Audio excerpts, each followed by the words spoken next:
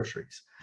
And you can't trust the government not to debase, its gold and silver issued currency. So we need a system outside the government. And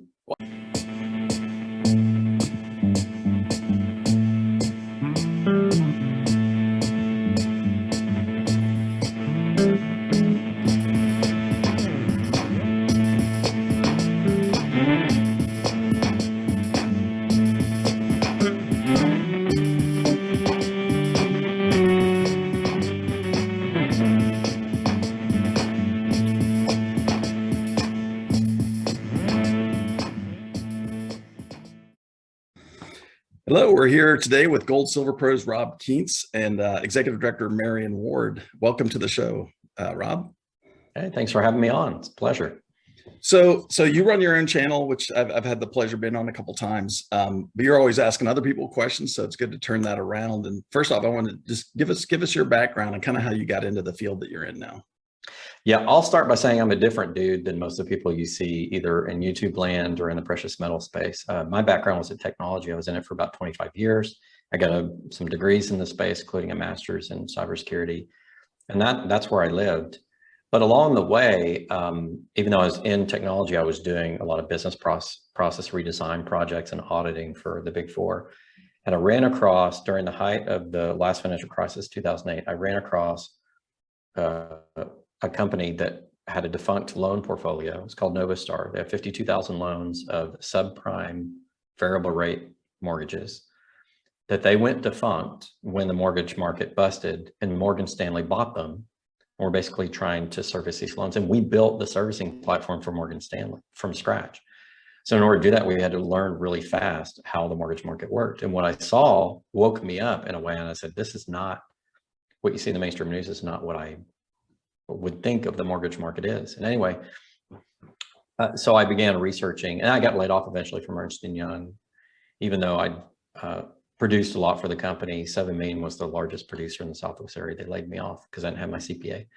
And so while I was laid off and looking for other employment, I started studying the economy based on what I saw in the mortgage market. And I'd always been a real estate investor and had some financial licenses, but I didn't know what I call the truth, the capital T truth, which is I wrote about in my book.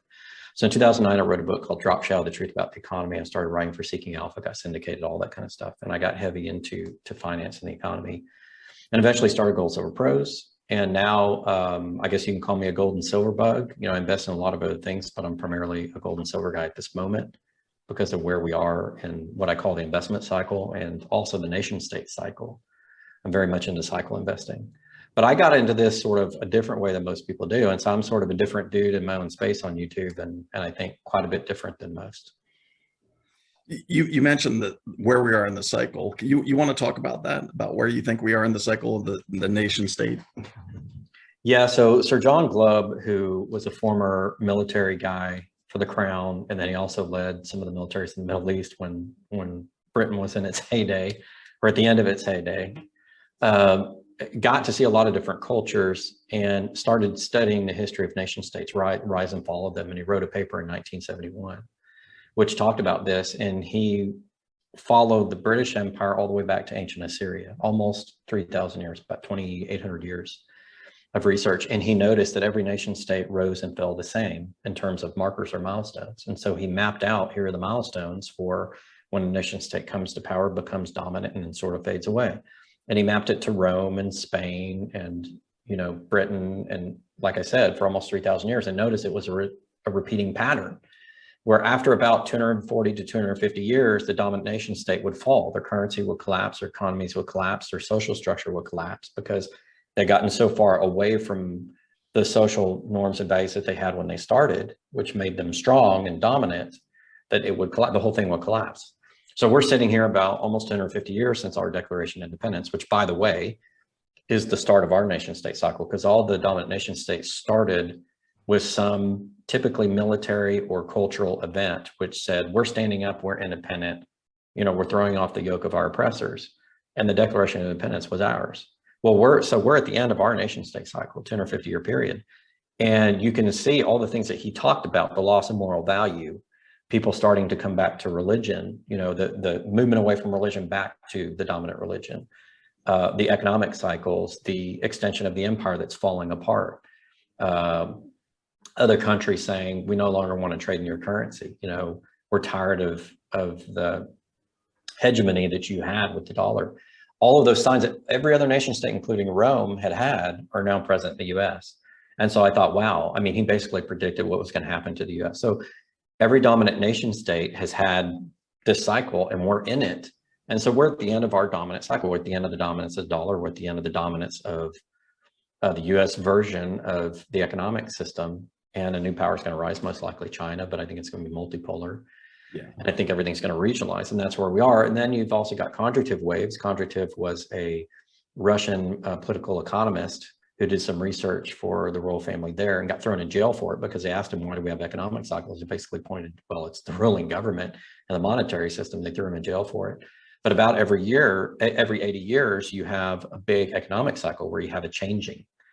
And 3 of those, his Kondratiev cycles happen to match up with one of John Globe's nation state cycles. As you can start to see where different analysts over time are figuring out that everything goes in cycles and they all tend to match up over time. And there are other cycles, there are 1,000-year cycles and so on and so forth. I just happened to study that because my interest was what's going on in America now. This is 2008, 2009. So I was researching for the book, and can it be explained? And I came across all this stuff, and it can be explained. It's repetitive. And by human nature and human civilization construct, it tends to go in these cycles and they tend to repeat over time. And it doesn't matter where in the world you are or how much technology we have. None of that matters. I think it all has to do with human behavior and geopolitical systems. So in any case, long story short, I got into cycle investing. So where we are right now is we're at the end of this paper derivative cycle that we've had in the West for so long, the dollar, the bond market, the derivative trades on the futures market, all the derivatives, and we're going to recycle, and that's going to rotate out. That's going to collapse. And then when that happens, research has shown when a new dominant currency rises, it's always revalued to gold. When countries revalue their currencies to do the reset, basically the debt and economic reset, they do it using gold. So I think we're in a space in which gold is going to become super uber important. And you can see it since 2010, the central banks have been net buyers of gold. And as the conflict in Eastern Europe rages on, you've got 6 or 7 countries there madly, just to the west of that in Europe, madly buying gold for their central banks, including Poland, Czechoslovakia, Hungary, all these nations. So people are turning back to gold. Paris has reopened the gold trade after something like 100 years. They now have a gold center with software, which allows them to trade on the market, which is a competitor to the London market and the COMEX. And you've seen the Shanghai is working with JP Morgan to increase their influence, not only in gold and silver, but across commodities. So you're starting to see the development of alternative systems. It's clearly we're at the end of the cycle, or in the last few years of it, but gold and silver are going to come center stage. So to me, my primary focus has been educating people on the precious metals and why they want to be in them. One, to protect themselves from the death throes of the current system, but also set themselves up to have some longevity and maybe some wealth transfer to their kids through the new system. And that's basically been my mission in the last 3 years. No, that's great. So I wasn't aware of the writings of the people you're talking about. But I came at it in some kind of a similar vein, which is The Fourth Turning, is a book recommended me by Larry Lepard that I read. Similar kind of analysis, though, that things go in cycles. For them, it was like a 100-year cycle versus, so they didn't talk about the nation state cycle. But well, the fourth turning is actually Kondratiev's wave theory, because the fourth turning is 4 cycles, spring, summer, fall, winter, each one representing 20 years or a generation of people. That actually came from Kondratiev. Gotcha. And it was used in what's now called the fourth turning. They're basically the same theory, essentially. Yeah. So so when the silver squeeze kicked off, or it was really Wall Street bets with GameStop. Mm-hmm. And I saw what Wall Street bets did with GameStop. I actually wrote an essay about the fourth turning, and I felt like this was the hero generation, what they did with GameStop, but they had to turn that efforts to a larger scene, to the monetary system. Gold and silver is money. I wasn't able to post in all Wall Street bets, but luckily a Happy Hawaiian made a post, and that kind of kicked things off. And we had, the silver squeeze, was very active on Twitter. Wall Street silver came out of that. And then a month or two later, we started up our nonprofit, Citizens for Sound Money. And I remember that's when I first heard about you, is when you were on a panel discussion and you said that Silver Squeeze started off as a trade and then it's become a movement. You still feel that way, that this is a movement, and I feel this is a movement, and this is the most important movement of our generation. I do think it's a movement. And I think if you look across generations, I'm a Gen X guy. If you look across generations, people are waking up to the fact that the monetary system isn't what it's supposed to be, the economic system what it's supposed to be. People are starting to figure out the politicians lie to you. Like, I don't know why we're surprised. The whole basis of our Constitution was, the ruling class will lie to you. You need to question everything. But we're re-waking up to that fact. And that goes back to if you look at Sir John Glubb's research, it goes back to the fact that at the end of the dominant nation state cycle, people start finding religion again, but they also start finding truths in other areas like economics and politics. And that's what we're going through in the US is, oh my God, everything that the founding fathers warned us about is coming true, and we've just been blind to it and asleep.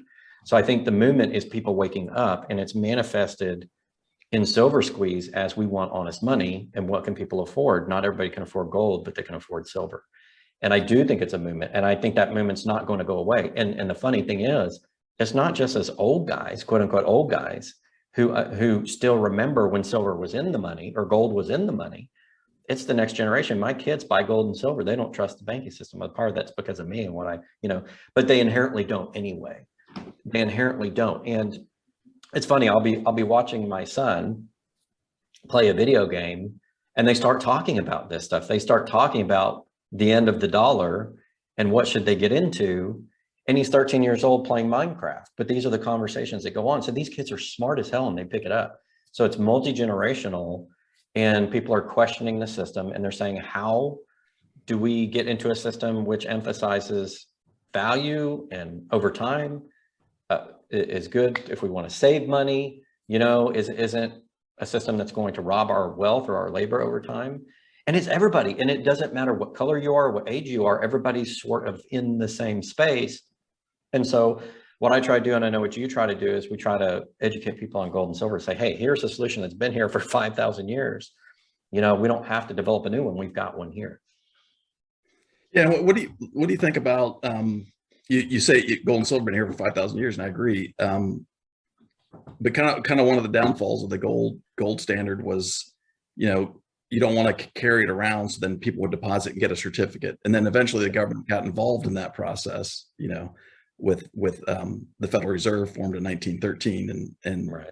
Basically kind of broke that system. But now we're seeing the birth of a whole bunch of different what we call asset-backed digital currencies. And I know you've been active in that space. You want to talk about kind of your outlook for that space and why it's important? So yeah, I want to give a little bit of history. So if you look at the gold standard, the quote unquote gold standard, were gold-backed fiat currencies, that broke down because they printed more fiat currency and held the price of gold and didn't tell people. And the reason Nixon moved us off the gold window, the gold redemption window in 1971, is because the Europeans had figured this out, and they were like, okay, we'll give you your debased cash for the gold. And we had something like 24,000 tons, and then we only had 8. They took 2/3 of it, and Nixon was forced to, because if he didn't, the dollar would have been insolvent, because you can't have a gold standard when you don't have any gold. And so then we went to fiat currency. So putting any sort of government mandated fiat currency, if it's central bank digital currencies or paper, or seashells or whatever it is, you can't trust them, it won't work. They will always debase that throughout history. So then you're like, okay, how do we do it? We have gold and silver. How do we transact in this? Because I don't want to carry around a bunch of gold and silver coins, especially when gold's worth a lot of money and I'm only buying groceries. And you can't trust the government not to debase, its gold and silver issue currency. So we need a system outside the government. And back in the day, you had the gold dealers who would issue receipts based upon the gold, and they did the same thing. It was the original fractional reserve. They would issue too much paper because they realized people weren't coming to get their gold. They felt it was safe, so issue more paper than gold. And eventually that got found out, especially as the kings came to the guys that held the gold dealers, and basically said, I need more gold. And they would issue paper receipts, and then later on found out, well, we don't have the gold to pay our soldiers or to pay, the people helping us win this war. And so that's been done over and over. So you can't have any system on top of gold and silver which isn't immutable and doesn't have 100% transaction history, isn't completely transparent. So anything to do with government, you put a big X through it. Anything to do with independent dealers or independent banks, you put an X through it because time has shown they'll all be corrupt. So we need a system which is decentralized, but also has trust built in, and that has fast transaction capability that you could tie to gold and silver, which allow you to trade gold and silver and have it settle at the end of the month physically, where you don't have to move thousands of pieces of metal around every day. You just settle the ledger physically with companies that store it, and that would be the solution. And as long as that ledger is limited in the amount of, coins or transactions you can have to the underlying gold and silver, and like I said, it's completely transparent, like on the blockchain where you can never fudge it. That could be a solution to what we've always wanted, which is having something that we can trade a value that's backed by gold and silver, which is the real money. It's, it's natural money. And so some of the asset-backed tokens, like a Kinesis or a Lodecoin may be a good idea. But the implementation of those is challenged because Lodecoin and Kinesis, as they scale up, it's hard to develop that technology and support it and have it be smooth. I worked in technology for 25 years. It's going to take generations for that, to become an effective solution, and it will. And I mean generations of software, not generations of people. You can put a new generation of software in 30 days. But it's going to take work, but they're on their way. So we've got people working on that problem. Now we just need to bring awareness and adoption so that people can use those systems and actually, have the benefits of sound money without having to carry it around in their pocket. And so I think those systems are important. Now, there is a false replica of that. And by false, I mean doesn't have true value, called the stable coins. You look at Tether, you look at Luna, which they're supposed to be back one-to-one with what? Fiat currency. Well, there you've already got a problem. The fiat currencies are going to blow up, and then what's your asset-backed token worth? It's worth nothing if you're pegging it to something that has no value, and we know it's the end of the fiat cycle. But the problem is that they lied because it's an independent centralized agency issuing these tokens that lied about what's there. So the asset-backed cryptos don't work for the same reason that a gold-backed fiat currency doesn't work. So I really think the only answer is putting a blockchain on top of a gold and silver. And by doing that, then you can bring transparency to it and you can use honest money.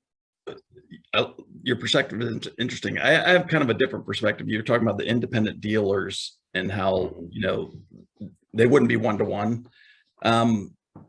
Is kind of my understanding before the Fed's existence, you had local banks and you could deposit, you get certificates. They would give you interest rates by lending. So that's not in a sense dishonest, but it does become fractional and it does pose a risk. And then the banks that were irresponsible and levered up too much sometimes would go bankrupt. But because it was decentralized, because it was state banks, or there wasn't one central bank, there were losses, but at the same time they were contained, and the kind of the free market kept things relatively honest. But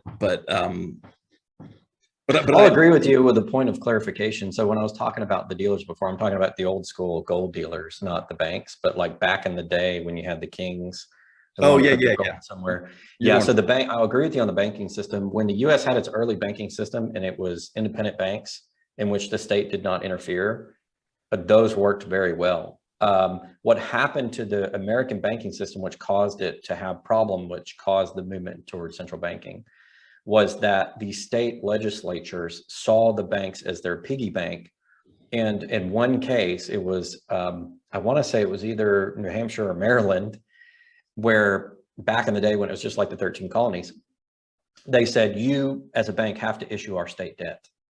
And that was the problem because they became insolvent because they couldn't pay the debt back and the bank failed, the banks failed. So when the state got involved and mandated that the banks had to basically follow state policy and handle their debt, that was sort of the end of the free banking system in the US. And what arose from that were calls for a central banking system, because think about what happened. You had the failure of the greenback, you had the failure of fiat currencies, you had the failure of some of these banking systems, which were independent, but not because the state had said, we're not going to issue a charter unless you issue our debt. And so it was the early version of what we have now with the Federal Reserve. So if they had just left it alone and just let the independent banks do their thing, we would be fine. We would still to this day have a good independent banking system. And that's why I only deal with small banks and credit unions. I don't use big banks anymore. because the small banks and credit unions are more accountable. They're not perfect, but they're more accountable to their constituents. And this also worked in Scotland, by the way. Scotland had this same free banking system, and it survived for centuries until the state got involved and started, agitating for a central bank. So I 100% agree with you. The independent banks work just fine. It's anytime you have a fractional reserve system, especially with mandates to issue a specific type of debt or a specific type of note, and the state gets involved, that's always where the banking system runs into trouble. It's always with state or federal involvement. Yeah. No, okay. We're on the same page on that then. I mean, I think the keys are, one is a free market, and then two is decentralization. And relating that back to asset-backed digital currencies, a lot of people, we're so used to the Fed's existence that we think of money as, one institution has to control money. And that's just not true. Gold and silver are money, and by their nature can be decentralized and should be decentralized. That, we don't want one of these commercial vendors of asset-backed currencies to become the winner and be the sole provider of this kind of a thing, right? We want competition between them to keep them honest, in my opinion. Yeah, I agree. And I think decentralization, and if it's all based upon, like you said, merit, transparency, independence, non-interference, the market tends to solve a lot of problems. Because if, let's say you have a rogue bank out there trying to fractional reserve, people are going to find out, and that bank is going to go out of business. People are going to withdraw their funds. Yes, some people will get hurt, that they may have lost some money, but the system tends to take care of itself. And that's why you can never allow things to get too big to fail. The whole problem with the system now is things are too big to fail. Well, back in the day, they were never too big to fail. And if you had a small failure, that prevented a bigger one, and it prevented systemic risk or this viral risk that we now have in our financial system. And by the way, the viral risk in our financial system doesn't just apply to the US, it's global now. Everybody's invested in everybody. This is all one big pile of mess. And so that's why, we don't want China to fail or Russia to fail or Ukraine to fail, because if they do, it could set off a cascade.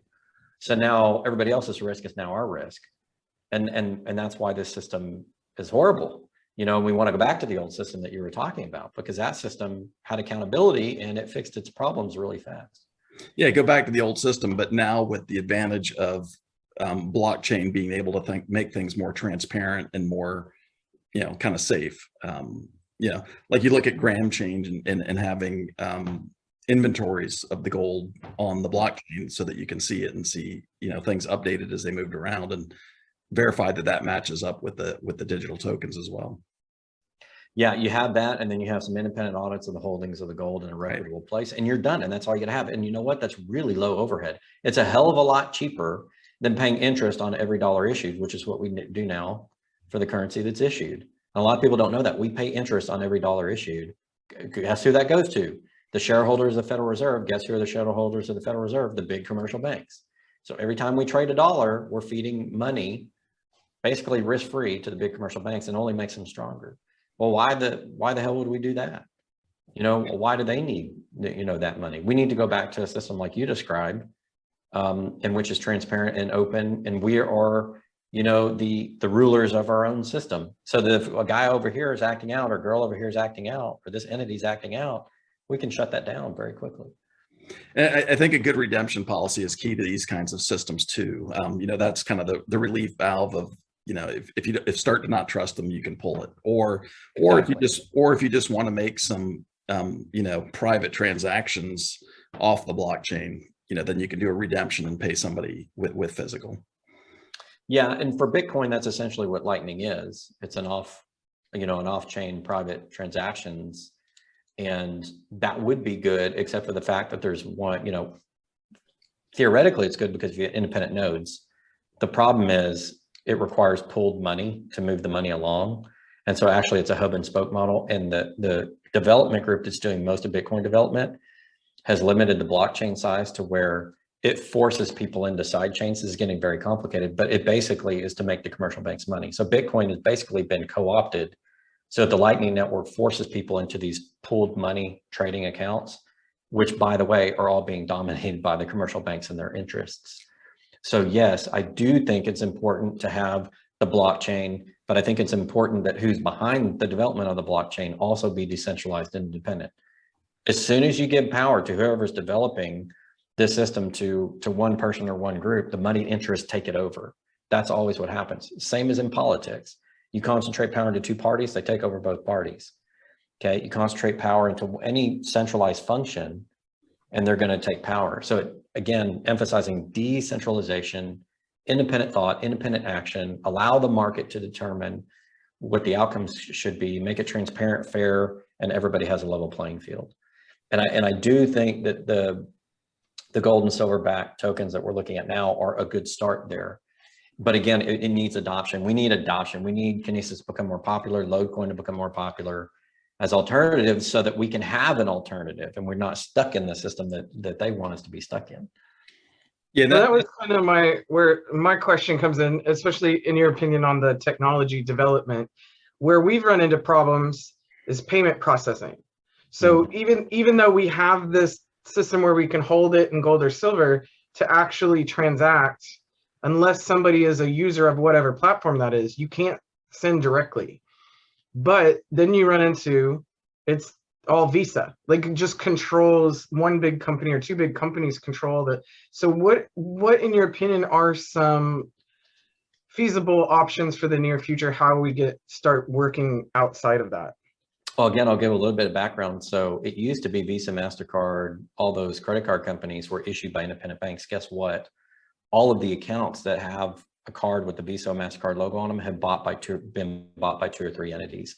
So instead of having independent banks issuing cards with that logo, the logo representing the network, but not necessarily the bank, now one entity owns the network and the banking part of it. And so now Visa and Logo have been concentrated systems in which they're now talking about integrating with the Fed and central bank digital currencies. And this is not what we want because that's centralized money controlled by the government at the push of a button.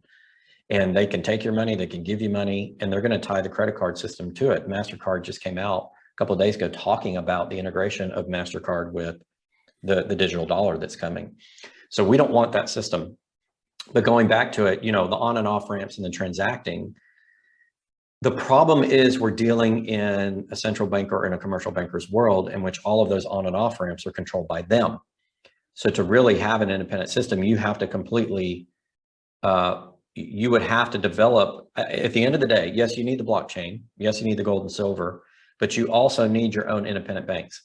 Because if you can't get the money out of that system and it's only in that system, it's good up to a point. But what if you need to take that money out to pay groceries and somebody doesn't take your coin, or you can't get it into a fiat currency that you can, you know, and the state doesn't want you to use gold and silver. So it needs to come behind all of these gold and silver backed tokens is independent banks that'll say, yeah, we'll onboard you and offboard you into that system. But that goes back to the dominance of the central bank. The central banks don't want that. And I think what the central banks are trying to do right now is they're trying to crowd out the small banks. They're trying to kill off the credit unions. They're trying to kill off the independent banks that we have now. And they're trying to put everything under a small group, an oligopoly, if you will, of big commercial banks.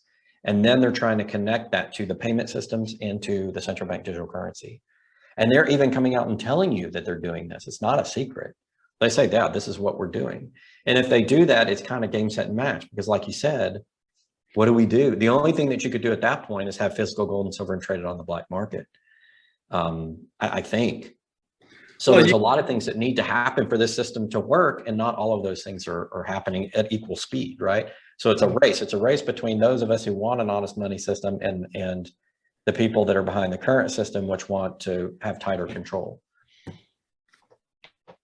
Yeah, although you know, if as this network grows, then it becomes, you know, you don't need on and off ramps. The more people accept it, like, you know, we've done a lot of business internally within Kinesis without having to worry about any sort of banking. That's true. If you can get adoption, it's kind of like the same argument for Bitcoin. Right. If people aren't using Bitcoin, who cares? It becomes a speculative asset. And for the most part, it is. And so you don't want to be stuck in the Bitcoin problem where everybody's just trying to bid up the price to make money on it. You want people to use it as money. And for any of these digital token systems, regardless of what they're backed by, you need adoption. Right. And that's why you need to educate first, because people aren't going to adopt it unless they educate. Yeah. And if a lot of people adopt it, if you get 51% people adopting it, it becomes the monetary system. But I would argue if you can get up to 10 to 20%, at least you have a viable alternative. And having a viable alternative is a good thing. You know, Ron Paul used to stand before the central bankers and hold up silver and say, you know, this is what, you know, this is honest money. This is the alternative. And, you know, you can still have that in a kinesis type system, but we need adoption. And that's the main thing. We need people to adopt that system. What's interesting is there's a chance here. Well, it seems like what could happen is a lot of the unbanked parts of the world are going to leapfrog in technology. You know, like you look at Africa, they've come up with all sorts of mobile platforms for payment systems outside the banking sector, you know, in Indonesia. So there's kind of an opportunity for them to kind of take a leadership in some of these new technologies. Because you're right, because, you know, in the US, if you want to have an asset-backed digital currency, you kind of have to, you know, have that Visa on-ramp, at least currently. But you know, hopefully that's not, you know, that should not be the end goal. The end goal should be doing stuff independent of the banking institution. Yeah, and a friend of mine works for IBM, and one of her big projects is digital inclusion and digital adoption. So she's actually in Africa right now. She left Wednesday to go to Africa and to help develop some of these things that you just mentioned, digital payment systems, digital adoption, that kind of thing. So Africa really is embracing the digital revolution, probably faster than a lot of other countries. Yeah. And the governments are getting involved, big companies are getting involved. So that definitely is happening. Hoping that the outcome of that is that it remains relatively independent and free and is a positive for society. I worry that once Africa becomes this guinea pig and develops these systems, that the big banks aren't going to come in and try to take it over. And the key there is education and critical mass. If you can get a critical mass of people that want to adopt and use these systems and don't want to put up with the bankers coming in and taking them over, then we're going to be okay. But to me, it's a race. It's a race between honest money advocates and the technology they're developing, which you talked about, and then the banks coming in and saying, okay, now we want to take that over. And so again, I love all these systems. I love that this is going on. This is wonderful. And this is the power and speed of technology and the internet in this day and age. But you always in the back of your mind have to say, okay, who's behind that project? Who's financing it? What are the banks going to want to come in and shut it down or take it over for their own purposes? That's always the worry and the risk that I have. Yeah. We even kind of pitched it to one of the payment processors that dropped us. Mm-hmm. So that there's such an opportunity in this space for someone who is like-minded to but we don't have, right? We still need the technology to do it, to bypass, but 100%. Another one of my friends down in Puerto Rico, younger gentleman who his business is helping local companies accept different digital currencies. And his reasoning is if you can accept the digital currencies, you don't need to do the whole banking and credit card system. Because if you have enough critical mass, your customers can pay you and you can use that to pay your vendors. And so that's the way you do it, is it's a grassroots type of thing. To defeat the big systems, you can't centralize. It has to be grassroots effort. It has to be bottom up. yeah. Because if it's not bottom up and people don't accept it naturally, then it won't work. And then of course, as you were mentioning, you have to have that technology layer in the development. I do think that there is money out there for technology development. I think that's coming. The biggest threat to me is people jumping in without understanding who this benefits and who it doesn't benefit. And really, we have to understand which system benefits who, so that people can make the best choices for them and their families on, this is a system I want to adopt because this is the one that's best for me, you know, and my family. Yeah, and so all your comments really tie into the goal of our organization, which is encourage people to use sound money, and then protect their right to do so. So we're really trying to educate people on these different systems and you know, decide for themselves what they want to use, but to get them to start using it. And then we developed a plugin so people could make payments in kinesis currencies on WooCommerce. We're developing one for Shopify now. So we're trying to help build that network Awesome. where people can make, you know, spend gold and silver outside the banking system. Marian, you have any other questions, or Rob, you got any other comments? Well, I wanted to go way back to stacking and some of this you're talking about outreach, and of course you've got like a new generation of stackers now. But you do talk about gold being sort of the ultimate in some ways. And I know you're a silver stacker too, but what would you say is the best way to kind of make some of that transition? Because I'm really good at stacking silver, because it's cheaper. Should I hold a certain percentage of physical gold, or like what are some of the ways to sort of transition to that? Since silver is the poor man's gold, but I want to be as sort of diversified and protected as I can be. I also buy like small bottles of whiskey. I intend to get menthol cigarettes just to add for barter items. But anyway, the real question is how to make the transition from stacking silver to getting into gold. I think there's a lot to say there. I think I started probably as a prepper before I started as a gold silver guy, but I think they're one and the same, honestly, because if you're getting gold and silver, what are you doing? Storing wealth and preparing for a future in which things aren't quite as rosy and the current system is breaking down, which we're in that phase now. We're in that phase where the stuff is starting to fall apart. I've been doing this for about 12, 13 years now. The way I always approached it was, I think silver and gold do different things. Silver is very industrial now. More than 50% is industrial use. The rest is investment or jewelry, those types of things, which I also call investment. To me, silver is going to be more controlled over time because they have to have it for the space race and tech. And the technocracy needs silver for their technocratic systems and their technocratic rule, if you will, that they want. And so they're always going to put bumpers around silver. Now, I do think the market can break through those, but I think silver has a harder hill to climb. From a state sanctioned standpoint, and if you look at how silver is priced, how is it priced? The derivative markets, who runs that? The state, right? So they do have control over its ultimate price and the ultimate trade. And that needs to break down. Part of what will break that down is a regionalization of commodities markets, which is happening now. Again, Paris, Shanghai, Dubai. People outside the Western system saying, yeah, we'll develop alternative systems. And that really could be the savior for silver and all commodities, by the way. Isn't Shanghai like 80% is traded, is settled in physical versus? It's a much higher physical settlement market. I don't know the current number, but it's much higher. The West is more the opposite of that. And it's like 3 or 4%. I mean, it's a fraction, and it's all derivative trading. And it's all just a casino and betting market, which is, wasn't the original intent of the derivative markets. It was for legitimate hedging. I think gold has a bit of an easier path to reaching its true value, because I think through Basel III, they're going to revalue gold when they do new currency system, because they all own it as an asset, a high quality liquid asset. So they want gold to go up. They just don't want it to go up until they want it to.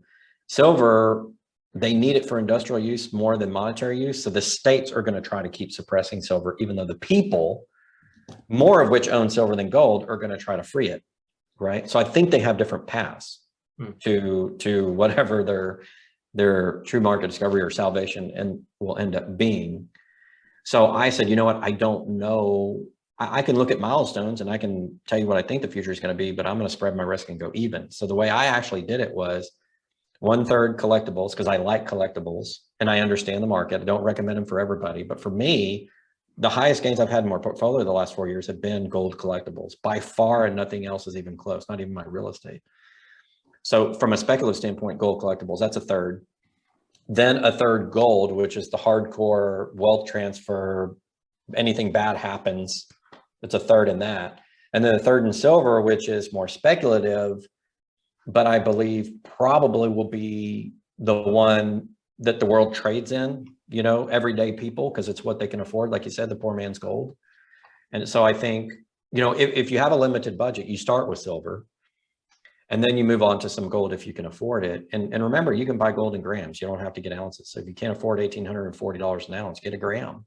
And it costs more premium wise, but if you go to Art Silver, our friends, our friends over there, and Ian, he'll hook you up with the lowest premium gold and silver. And gold, so, that's my view. I went equal thirds on those, but if you're just starting off, I would say get into silver first. Yeah, Marian goldbacks are a good option too, because that's 1,000th of an ounce. Yeah, we've had them on too, and they're cool because they have the artwork plus the tradable fractional gold value. So And I think that will take off. That's another way in which people will trade gold, is in the paper or cardboard currencies, whatever you want to call it, that have gold imbued in them. I think that's going to make a comeback. I think many states are going to issue those types of currencies.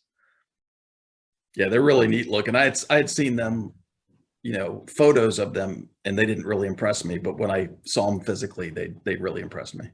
Yeah, they're awesome looking. I have one. It's great. We'll have to get some in Nevada, some of the Nevada goldbacks. So we're going to Freedom Fest. I don't know if you're planning to be in Las Vegas this year, but I'm going to try to make it if I can. We'll see what happens. I want to go, but I have some family stuff around that time. You're welcome to share our booth a little bit. Oh, that'd be awesome. Yeah, I would love to. Yeah. Maybe we could do some, if I end up going, we could do some content there, Jim, and yeah, and talk to people at the conference, because it's not just about gold and silver, it's about freedom. Ultimately, this is all about freedom, right? And self-determination. Isn't that what it's about? So that'd be a great place to interview people. And I think sound money is the biggest key to freedom. Yeah. It really the is. biggest pillar, right? Yeah, it is. Yeah. All right. Well, Rob, thank you so much for your time. Happy to have you on, and love to hear your thoughts about this stuff. We definitely see things eye to eye. Well, thank you very much. It's always an honor when somebody asks me on their program. And I do appreciate that. I have a great respect for you guys since I've gotten to know you, met you in person, and what you guys do. And you have a great mission. You're on mission. You're doing good things. So, you know, any way in which I can help you guys out, I'm always love to. And again, thank you for having me on. Sure. I'm going to tell people how to find you. Yeah. I mean, as though to our followers who might not know who you are for some reason. There's a lot of people who don't, and that's okay. But you go to GoldSilverPros.com right here. Keep on stacking. You can go to YouTube, Twitter. We're going to do, I keep saying we're going to do TikTok. I'll get to that eventually. We're on Rumble, BitChute, all the normal ones. So you can find us there. Just search up Gold Silver Pros, or just search my name up on Google and you'll find me. All right. Sounds good. Thanks. Thank you.